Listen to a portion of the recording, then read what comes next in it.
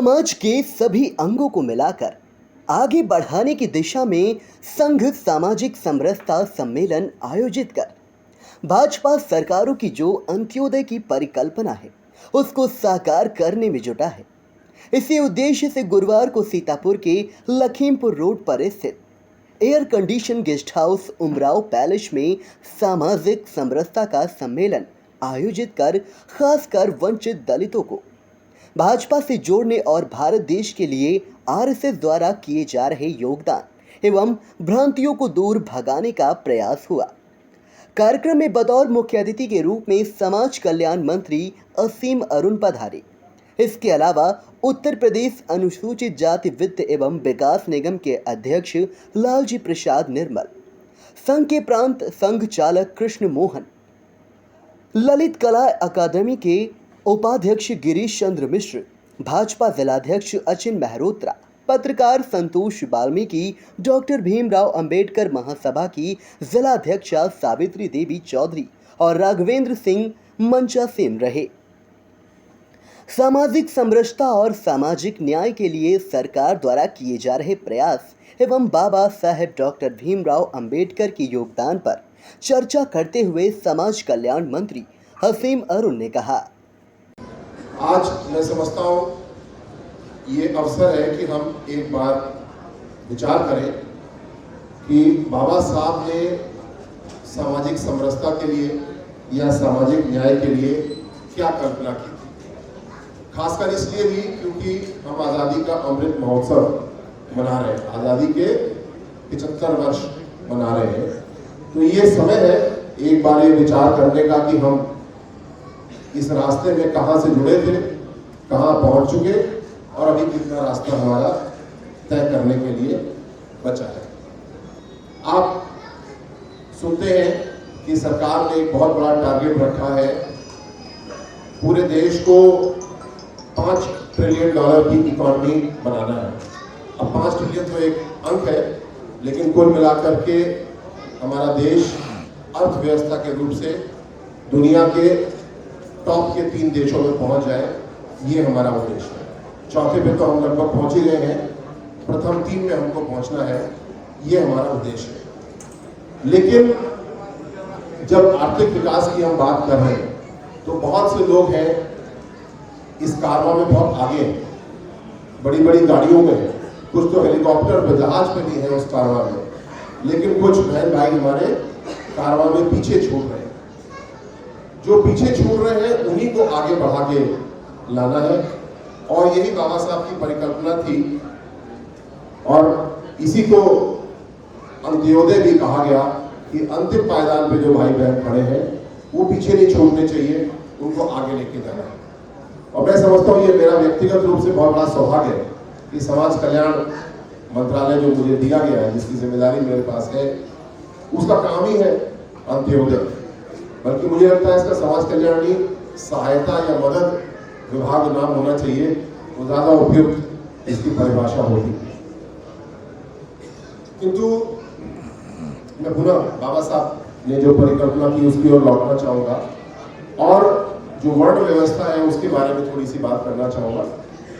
बाबा साहब की बहुत छोटी सी पुस्तक है, जाति का विनाश या अंग्रेजी में एनाइलेशन ऑफ कास्ट। उन्होंने एक अपना बयान लिखा था एक कार्यक्रम के लिए, किंतु जब वो स्पीच के बयान उस कार्यक्रम के आयोजकों के पास पहुंचा तो उनके हाथ पांव ढीले पड़ गए और उन्होंने कार्यक्रम का आयोजन ही स्थगित कर दिया। बाबा साहब ने फिर उस स्पीच को, अपने उस बयान को प्रकाशित किया, जाति का विनाश नाम से। बहुत ही छोटी पुस्तक है, इंटरनेट पे आपको आराम से मिल जाएगी। यूट्यूब पे उसका करीब 2 घंटे का एक, अगर आप सुनने में आसानी महसूस करते हैं वो भी मिल जाएगा। और मैं समझता हूँ हम सबको जरूर बाबा साहब की विचार जाति का विनाश नामक पुस्तक से सुनना चाहिए या पढ़ना चाहिए। मूल रूप से उसमें उन्होंने कहा कि जो वर्ण व्यवस्था है, सदियों से पुरानी चली आ रही वर्ण व्यवस्था, जिसमें 4 डिब्बे बनाए गए हैं। सबसे नीचे एक डिब्बा जिसमें कि शूद्र बंद है, फिर वैश्य बंद है, क्षत्रिय है और ब्राह्मण। अब इस डिब्बे में ना नीचे से ऊपर कोई जा सकता है, ना ऊपर से नीचे आ सकता है। उदाहरण के तौर पे एक वैश्य परिवार में जन्मा हुआ बच्चा या बेटी कितनी ही स्वस्थ क्यों ना हो, बलिष्ठ क्यों ना हो, लेकिन वो उस डिब्बे वाली व्यवस्था में ऊपर आगे नहीं बढ़ सकते। उसी प्रकार जो ऊपर है छतरी वाले डिब्बे में बैठे हैं, किंतु छतरी के काम में रुचि नहीं है, वो स्वास्थ्य नहीं है, लेकिन उस डिब्बे से वो नीचे नहीं आ सकते या ऊपर नहीं जा सकते। ये सदियों की जो डिब्बों वाली व्यवस्था थी, इसने बहुत बड़ा नुकसान हमारे समाज का किया। इसी को बदलने के लिए बाबा साहब ने हमारे संविधान में जो व्यवस्था दी, ये डिब्बे खत्म करो, एक के ऊपर वाले, इनको बराबरी पे लाओ, बीच के जो रोक टोक के यंत्र लगे हैं उनको हटाओ, और जो बाबा साहब ने कहा रोटी बेटी का रिश्ता होना चाहिए, रोटी बेटी के रिश्ते का रास्ता खुलना चाहिए, उसके लिए उन्होंने परिकल्पना दी। पिछले 30-35 साल की अगर राजनीति देखें तो 4 बार समाजवादी पार्टी को मौका मिला सामाजिक परिवर्तन करने का, 4 बार बहुजन समाज पार्टी को मौका मिला सामाजिक परिवर्तन लाने का, लेकिन दोनों ही पार्टियों ने क्या किया, ये जो डिब्बे वाली व्यवस्था थी इसको हटाने की कोशिश नहीं की। इस डिब्बे वाली व्यवस्था में सबसे ऊपर मैं बैठ जाऊं, मेरा परिवार बैठ जाए, बहुत से बहुत मेरा कुंबा बैठ जाए तो सब ठीक हो गया। तो कुल मिलाकर उन्होंने इस वर्ण व्यवस्था पे, जाति व्यवस्था पे मोहर लगा दी कि व्यवस्था सही है, अगर मैं इसके टॉप पे हूँ, मैं इसके ऊपर पे हूँ तो बहुत अच्छा है, अगर मैं नीचे हूँ तो मैं कोसूंगा इसको। ये बहुत बड़ी गलती दोनों पार्टियों ने की, और आप देखते हैं भारतीय जनता पार्टी इसके ठीक विपरीत, जो बाबा साहब की परिकल्पना थी कि डिब्बे ऐसे होने ही नहीं चाहिए, सबकी बराबरी का अवसर होना चाहिए, अवसर की समानता जो बाबा साहब ने बार बार अपने साहित्य में कही, उसको समझने की जरूरत है, और भारतीय जनता पार्टी इसी पे काम कर रही है। कैसे? सबका साथ, सबका विकास, सबका विश्वास और सबका प्रयास, ये हमारा केवल नारा ही नहीं है, ये हमारे हर काम में आपको चरितार्थ दिखता है, और सब लोग मिलकर इस पे काम कर रहे हैं। जितनी विकास की योजनाएं सरकार की है, प्रत्येक में जो सबसे जरूरतमंद लोग हैं उनको वरीयता दी जा रही है। इसमें किसी प्रकार धर्म, जाति, संप्रदाय, समाज का भेदभाव नहीं है। पात्रता यानी जिसकी आय कम है उसको लाभ दिया जा रहा है। इसमें गरीब कल्याण की बहुत सारी योजनाएं हैं, प्रधानमंत्री आवास, मुख्यमंत्री आवास योजना, गैस की योजना, उज्ज्वला योजना, किसान सम्मान राशि में गिनती कराऊं तो शायद मुझे 2 घंटा लग जाएगा गिनती कराने में, लेकिन सारी योजनाएं इस प्रकार बनाई गई हैं कि सामाजिक समरसता बने, और यही सामाजिक समरसता है। एक अगर परिवार है, 4 भाई हैं, उसमें से एक भाई दिव्यांग है, कोई मानसिक रूप से दिव्यांग है, तो बाकी 3 भाई उसका ध्यान रखते हैं, यही तो सामाजिक समरसता है। लेकिन अगर पूरे समाज की बात करें तो हम लोग टैक्स पे करते हैं, हम अपनी संस्थाएं संचालित करते हैं, और समाज में जो भाई बहन या अब थर्ड जेंडर, किन्नर समाज, इनके लिए सरकार बहुत कुछ कर रही है, इस बारे में बताऊंगा अभी। सबको जोड़ना है, कोई भी भाई बहन पीछे नहीं छूटना चाहिए, इसकी ओर हमें काम करना है। आगे आने वाला समय जो है वो चुनौतीपूर्ण होगा। बाबा साहब ने जो परिकल्पना की थी सामाजिक न्याय की, उसमें संविधान में अनुसूचित जाति, जनजाति के लिए मूल रूप से सरकारी शिक्षा और सरकारी नौकरी के आरक्षण पे व्यवस्था थी।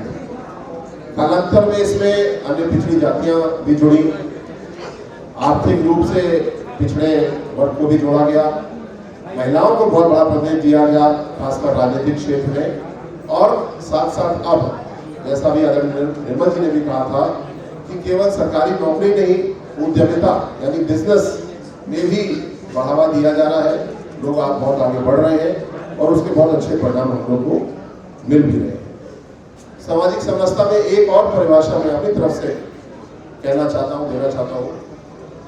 मेरे हिसाब से अगर हम लोग 100 लोग एक समूह में एक कमरे में बैठे हैं और 95 की एक पहचान है और 5 की अलग पहचान है। पहचान मतलब मान लीजिए भाषा, 95 लोग हिंदी भाषी और 5 लोग कोई गैर हिंदी भाषी है, तो जो 95 लोग हैं क्या इन 5 का ध्यान रखते हैं?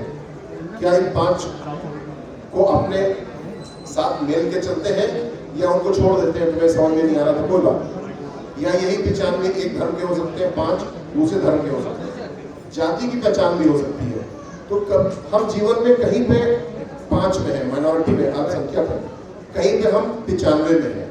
तो अगर जब हम 95 में हैं तो क्या हम अपने 5 भाई बहन साथियों का ध्यान रख रहे हैं? अगर हम रख रहे हैं तो हम सामाजिक समरसता में अपना योगदान कर रहे हैं। और अगर हम 5 में होते तो हम मांग करते हैं सामाजिक समरसता हो, लेकिन जब 95 में होते तो हम भूल जाते हैं कि सामाजिक समरसता हमको नहीं चाहिए, तो हम गलत काम कर रहे हैं। और भारतीय जनता पार्टी इसी प्रकार सबका साथ सबका विकास के नारे को लेकर चल रही है, सबको जोड़ रही है, सामाजिक समरसता स्थापित कर रही है। और जैसा अभी आपने पूर्व में भी सुना, मुख्यमंत्री जी आदरणीय योगी आदित्यनाथ जी ने बाबा साहब के सम्मान के लिए कितना योगदान किया, सांकेतिक रूप से भी और भौतिक रूप से भी। और सबसे बड़ी बात, सर्व समाज को आगे लेके बढ़ने के लिए जो काम किया गया है, ये बहुत बड़े योगदान है। पिछले 5 साल में, योगी जी की पहली सरकार में 5 साल में बड़े योगदान हुए। और अब आने वाले समय में, कल ही हम लोग बैठे हुए थे, एक प्रशिक्षण चल रहा था प्रधानमंत्री आदर्श ग्राम योजना का। ऐसी योजना जो ऐसे गांवों के लिए है जहां पे 51% या उससे ज्यादा अनुसूचित जाति जनसंख्या है। इसी प्रकार जनजाति के लिए भी एक योजना है, लेकिन इस केंद्र सरकार की योजना है, मोदी जी ने एक योजना बना के दी है। और ऐसे गांवों का सर्वांगीण विकास हो, कहीं पे कोई विकास में गैप ना रह जाए, बाकी योजनाएं अच्छे से क्रियान्वित हो। और पर्याप्त बजट इसके लिए केंद्र सरकार दे रही है, प्रदेश सरकार उसको पूरा कर रही है, जिससे कि कहीं भी कोई विकास में हमारा साथी पीछे न छूटे। ये संकल्प है हमारा, इस पे हम लोग काम कर रहे हैं। और मुझे पूरा विश्वास है कि आज का ये सुंदर आयोजन, ये सामाजिक समरसता सम्मेलन जिस उद्देश्य के साथ किया गया वो पूरा करेगा। आदरणीय श्रीमती सावित्री देवी जी को मैं शुभकामनाएं देता हूँ और आपकी पूरी टीम को बहुत शुभकामनाएं देता हूँ कि आपने बड़ी अच्छी सोच के साथ इस आयोजन को आज किया है। और आने वाले समय में और खुशियाँ हो और समरसता हो, इस कामना के साथ मैं अपनी बात को समाप्त करता हूँ। बहुत बहुत धन्यवाद। जय हिंद। भारत में जातियों के विभाजन पर चिंता जताते हुए प्रांत संघ चालक राष्ट्रीय स्वयंसेवक संघ एवं पूर्व IFS कृष्ण मोहन ने सम्मेलन को संबोधित करते हुए कहा कि अपनी जाति पर गर्व होना अच्छी बात है। उन्होंने बताया कि राष्ट्रीय स्वयं संघ के महाराष्ट्र में 1925 में इसीलिए स्थापना हुई थी कि अगर जातियों का विभाजन इसी तरह होता रहा तो फिर कोई बाहर से आकर भारतीयों को गुलाम बनाएगा। जी ने अपनी एलोपैथिक की डॉक्टर की, लेकिन उनको लगा इस समाज में आंदोलन चल रहे थे, स्वतंत्रता आंदोलन तो किया जा रहा था, लेकिन उन्होंने सोचा कि ये समाज जो अलग अलग भागों में बटा हुआ है, किसी से कहिए तो वो ये नहीं कहता था कि मैं हिंदू हूँ, इस देश का वासी हूँ, इस देश के प्रति मेरा कर्तव्य है, इसके बारे में कोई नहीं कहता था। केवल हम इस जाति के हैं उसी को बात को कहते हैं। अपनी जाति पर गर्व होना अच्छी बात है, लेकिन उन्होंने सोचा कि ये सब इसी ढंग से अगर बटे रहे तो विदेश से आए हुए आक्रांता यहाँ पर राज्य करते रहेंगे। स्वतंत्रता मिल भी जाती है, जो कि मिलेगी, फिर भी ये जो देश में विभाजन, उन्होंने विभाजन का उसमें बीज बो दिया है जाति के रूप में, जाति भेद के रूप में, ये हमको फिर कोई दूसरा विदेशी आक्रांता आएगा और यहाँ पर राज्य करने का प्रयत्न करेगा। हम सब लोग उनके गुलाम बन जाएंगे। इसी बात को ध्यान में रह करके उन्होंने राष्ट्रीय स्वयंसेवक संघ की स्थापना 1925 में महाराष्ट्र में नागपुर में की थी। भारत रत्न बोधस्त्व बाबा साहेब डॉक्टर भीमराव अंबेडकर महासभा के तत्वाधान में आयोजित महासभा सीतापुर के जिला अध्यक्षा सावित्री देवी चौधरी ने सामाजिक समरसता के अर्थ को विस्तार से समझाते हुए कहा। सम्मेलन में बौद्ध भिक्षु भंते नागसेन, भंते धम्मसेन, भंते महासागर, भंते प्रकाश चंद्र, भंते शिवानंद, भंते सदानंद, भंते भीमरत्न, भंते विजय रत्न सहित करीब 2 दर्जन बौद्ध भिक्षुओं को धनराशि प्रदान कर सम्मानित किया गया। आरएसएस के विभाग प्रचारक बैरिस्टर अवध क्षेत्र सदस्य रोहित भारती, सत्यपाल प्रदीप सिंह चौहान, सूर्यभान सिंह, राजेश चौधरी, महेश कुमार, विनोद पाल, राजा मौर्य, राघवेंद्र, वायुनायक कश्यप, भूपेंद्र सत्यप्रकाश, वेद प्रकाश, अंकित गिरी, माया देवी, अखिल द्विवेदी, मीना अवस्थी, नरेश चंद्र मौर्य, वीरेंद्र पाल, सतगुरु शरण रावत, सत्यम कश्यप, वैष्णवी, विजय शंकर वाजपेयी, विजय कुमार, रवि अवस्थी, पुष्कर गुप्ता, लल्लू राम मौर्य, सूरज मौर्य, वीरपाल सिंह सहित करीब 400 कार्यकर्ता शामिल हुए। अंत्योदय की परिकल्पना को परिभाषित करते हुए समाज कल्याण मंत्री असीम अरुण ने इंडिया को बताया कि विकास के कार्यों में कोई पीछे न रहे। उपचुनाव एवं राष्ट्रपति पद के लिए आदिवासी महिला को उम्मीदवार बनाए जाने को सामाजिक समरसता का सर्वश्रेष्ठ उदाहरण बताते हुए क्या बोले, आप भी सुने। इस प्रांगण में उपस्थित 20वीं शताब्दी के महानायक महापुरुष भारत रत्न बाबा साहब डॉक्टर भीमराव अम्बेडकर के अनुयायियों, प्यारे भाइयों बहनों, बाबा साहब के अंतिम सांस तक जिस सामाजिक समानता और समरसता के लिए अथक परिश्रम किया है, उसे आगे बढ़ाने के लिए आज हम सब यही एकत्रित हुए हैं। सज्जनों और देवियों, समरसता की आवश्यकता आज से 2500 वर्ष पूर्व शाक्य मुनि बौद्धिस्ट देव महात्मा बुद्ध जी के ने महसूस की। इसके लिए उन्होंने अपने सुख, वैभव और परिवार को छोड़कर अनेक चिंतकों और प्रयोगों के द्वारा जो अमृत प्राप्त किया, उसे सामान्य जनता के लिए समर्पित करते हुए उन्होंने कहा है, चैरोवेति क्वे चैरोवेति, बहुजन हिताय बहुजन सुखाय, लोगों कम पाए। इसी विचारधारा के भारत रत्न बाबा साहब ने स्वीकार किया और हम सबको इस स्थिति तक पहुंचाने का अधिक परिश्रम किया है।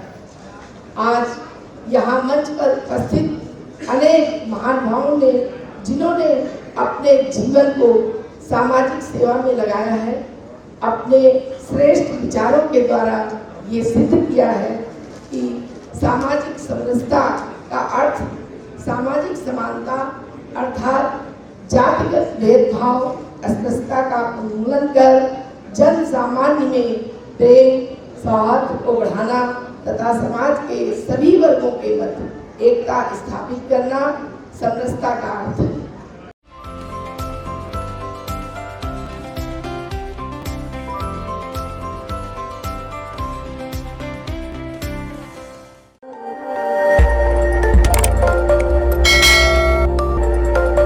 खबर आपकी, नजर हमारी। देखते रहिए आई इंडिया।